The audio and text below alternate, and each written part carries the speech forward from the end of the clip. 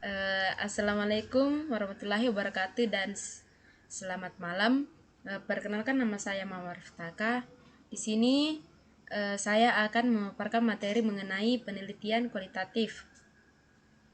Nah, dalam pemaparan materi ini saya akan membahas tentang sejarah dan perkembangan penelitian kualitatif, tahap-tahapan dalam penelitian, serta langkah-langkah dalam penelitian.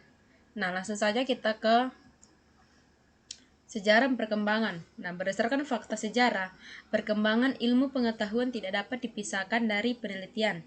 Bahkan mungkin suatu ilmu pengetahuan tidak dapat berkembang tanpa penelitian. Ilmu pengetahuan pada hakikatnya merupakan akumulasi dari penemuan atau penelitian awal mula penelitian kualitatif muncul. Nah, awal mula penelitian kualitatif muncul, yang pertama itu ada Frederick Lepley pada abad ke-19. Nah, pada abad yang ke-19, Frederick Lepley, seorang ahli sosial Prancis, memulai penelitian tentang kehidupan dan masyarakat Eropa. Ia menggunakan metode observasi dan wawancara mendalam untuk memahami kehidupan sehari-hari masyarakat ini. Nah, ini dianggap sebagai salah satu cikal bakal penelitian kualitatif modern. Nah, selanjutnya pada bagian antropologi pada akhir abad ke-19 dan awal abad ke-20. Metode kualitatif banyak digunakan dalam antropologi, khususnya di Eropa dan Amerika. Nah, para antropolog seperti Franz Boas dan Bronislaw menggunakan metode etnografi untuk mempelajari budaya masyarakat primitif. Mereka tinggal di tengah-tengah masyarakat yang diteliti, berinteraksi dengan penduduk lokal, dan mencatat observasi mereka.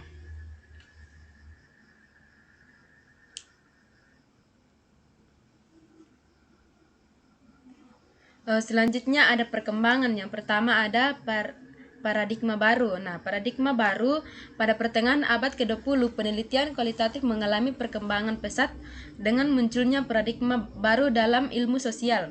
Nah, paradigma ini menekankan pada pemahaman holistik tentang realistis sosial yang tidak dapat diukur dengan metode kuantitatif. Selanjutnya ada metode-metode baru. Nah, seiring waktu, berbagai metode penelitian kualitatif dikembangkan seperti wawancara, observasi, analisis dokumen, dan studi kasus. Yang terakhir itu ada penggunaan interdisipliner. Nah, penelitian kualitatif mulai digunakan di berbagai disiplin ilmu seperti sosiologi, psikolog, pendidikan, komunikasi, dan manajemen. Selanjutnya kita masuk ke tahap-tahap penelitian kualitatif. Yang pertama, dalam tahap penelitian kualitatif itu ada pemilihan topik dan rumusan masalah. Nah, di mana pada bagian ini memilih topik penelitian memulai dengan memilih topik yang menarik dan relevan yang ingin dikaji lebih dalam. Selanjutnya itu merumuskan masalah. Nah, rumusan masalah yang jelas dan terarah akan memandu peneliti. Masalah yang dirumuskan harus dapat dijawab melalui data kualitatif. Yang kedua itu ada studi literatur. Nah, memahami konteks. Penelitian melakukan tinjauan literatur untuk memahami konteks topik yang dipilih, teori-teori relevan, dan penelitian sebelumnya.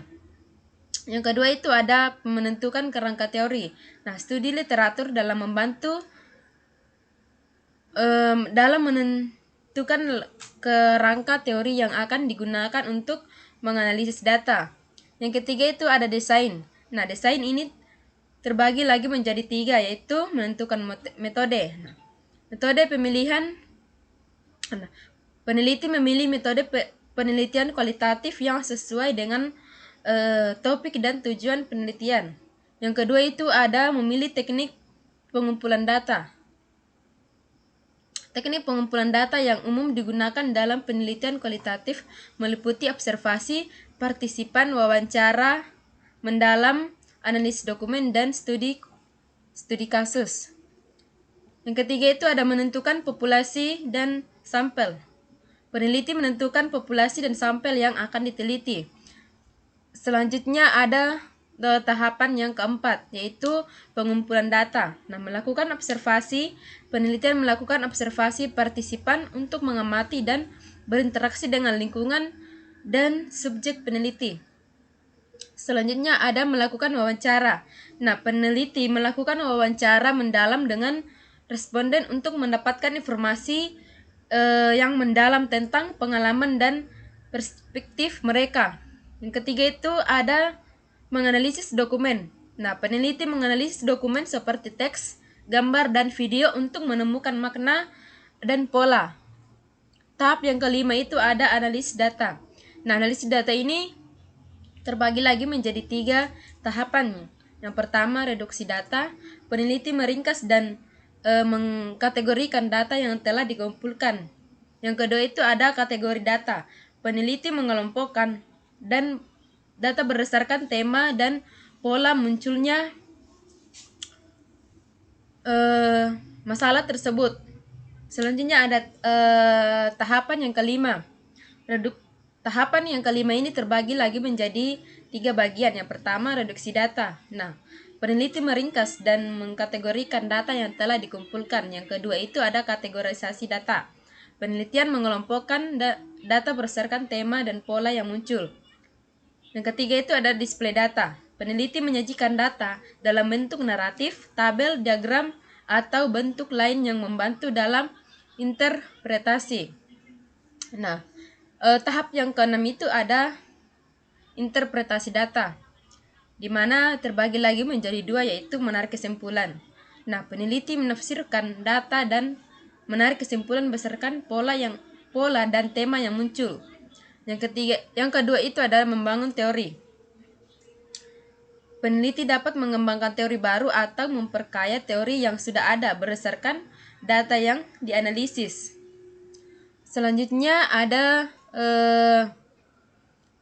penyusunan laporan. Nah, dalam penyusunan laporan ini terbagi lagi menjadi 2 bagian, yaitu menulis laporan. Nah, peneliti menulis laporan penelitian yang berisi deskripsi tentang metode, data, analisis, dan interpretasi.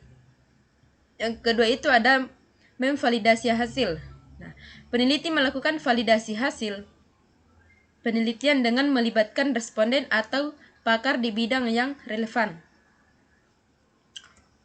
Selanjutnya di bagian langkah-langkah dalam penelitian kualitatif. Nah, langkah pertama itu ada pengumpulan data. Nah, proses ini bisa dilakukan dengan berbagai cara, baik melalui observasi, kuesioner, wawancara mendalam dengan subjek, survei atau survei dokumen, dan diskusi kelompok terfokus. Yang kedua ada reduksi dan klasifikasi data. Nah, pada langkah ini peneliti menyaring data menta dengan memilih data yang paling relevan untuk mendukung penelitian mereka. Kemudian data yang disaring sebelumnya akan dikategorikan sesuai kebutuhan untuk memudahkan klasifikasi data.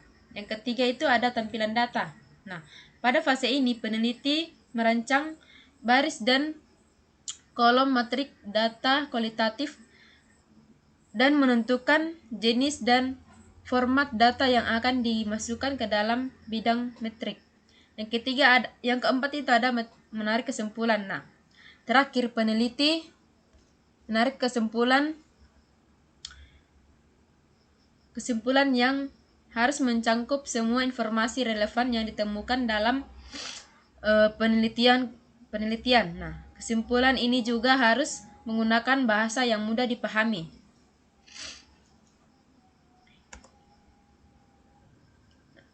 Terakhir ada kesimpulan. Nah, perkembangan ilmu pengetahuan sangat erat kaitannya dengan penelitian yang berperan sebagai landasan bagi akumulasi penemuan baru. Nah, penelitian kualitatif sendiri mulai berkembang pada abad ke-19 dengan kontribusi dari tokoh seperti Frederick Lepley, serta bidang antropologi pada akhir abad ke-19 dan awal abad ke-20. Dengan seiring waktu, penelitian ini berkembang melalui paradigma baru, metode baru, dan penerapan yang bersifat interdisipliner. Nah, inilah pemaparan materi dari saya. Sekian dan terima kasih. Selamat malam.